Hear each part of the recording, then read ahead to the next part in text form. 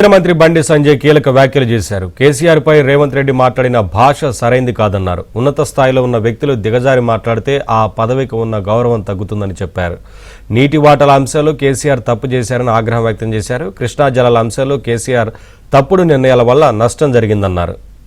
తెలంగాణ మంత్రులపైన బండి సంజయ్ తీవ్ర ఆరోపణలు చేశారు. అధికారాన్ని అడ్డు పెట్టుకుని వేల కోట్ల అక్రమ ఆస్తులు కూడబెట్టారని, త్వరలో వాళ్లు జైలుకు వెళ్తారన్నారు.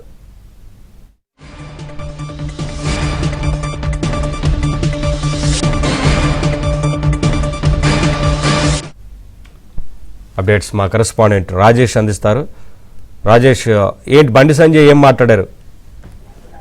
Good afternoon Naveen. మొత్తానికి కేంద్ర మంత్రి బండి సంజయ్ తెలంగాణ రాష్ట్ర ప్రభుత్వం పైన సంచలనమైనటువంటి కామెంట్ చేశారు.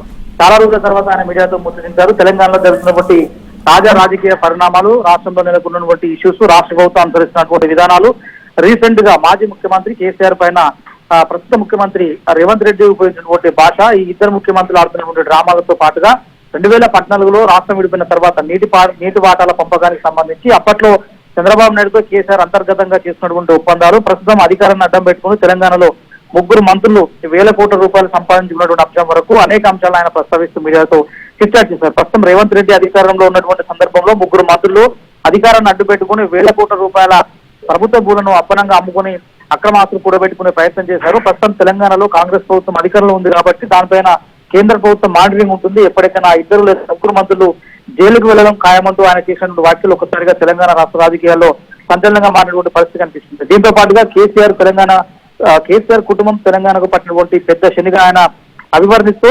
రాష్ట్రంలో తెలంగాణలో 2014 నుంచి అధికారంలో ఉన్నటువంటి 10 ఏళ్ల పాటు అధికారంలో ఉన్నటువంటి కేసీఆర్ అనేక అంశాల పట్ల తెలంగాణ ప్రయోజనాలను ఇతరులకు తాకట్టు పెట్టేటువంటి ప్రయత్నం చేశారు. అప్పుడు 10 ఏళ్ల పాటు కేసీఆర్ ప్రభుత్వం ప్రజాధనాన్ని దుర్వినియోగం చేసేందుకు సిద్ధపడితే ప్రస్తుతం ఈ 2 ఏళ్ల వ్యవధిలో టీఆర్ఎస్ విధానాలనే మరోసారి రేవంత్ రెడ్డి అనుసరిస్తుంది అంశాన్ని కూడా ఈ సందర్భంగా బండి సంజయ్ వివరించేటువంటి ప్రయత్నం చేశారు. ఎవరైతే ఆ ముగ్గురు మంత్రులు ఉన్నారో ఆ ముగ్గురు మంత్రులకు సంబంధించినటువంటి వివరాలు తమ వద్ద ఉన్నాయి. ఐబీ ఇంటెలిజెన్స్ బ్యూరోతో పాటు కేంద్ర దర్యాప్తు సంస్థలు తెలంగాణ రాష్ట్ర ప్రభుత్వ పనితీరుతో పాటు రాష్ట్రంలో అధికారాన్ని అడ్డం పెట్టుకుని వేల కోట్ల రూపాయల అక్రమాస్తులు కూడబెట్టుకోవాలని ప్రయత్నం చేసినటువంటి ముగ్గురు మంత్రులను త్వరలోనే జైలుకు వెళ్లడం ఖాయం. ప్రస్తుతం రాష్ట్రంలో ప్రభుత్వ విధానాలు, ప్రభుత్వ పనితీరుపై కేంద్ర ప్రభుత్వం మానిటరింగ్ చేస్తుంది.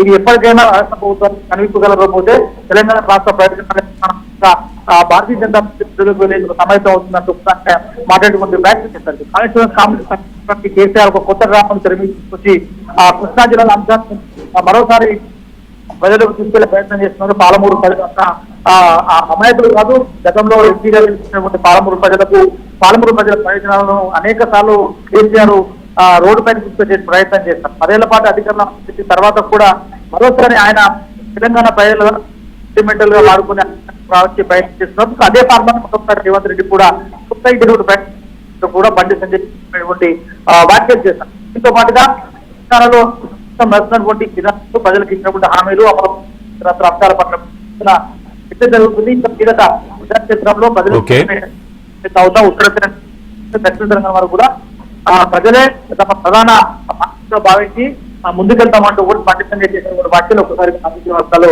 తీవ్ర చర్చనీయాంశం.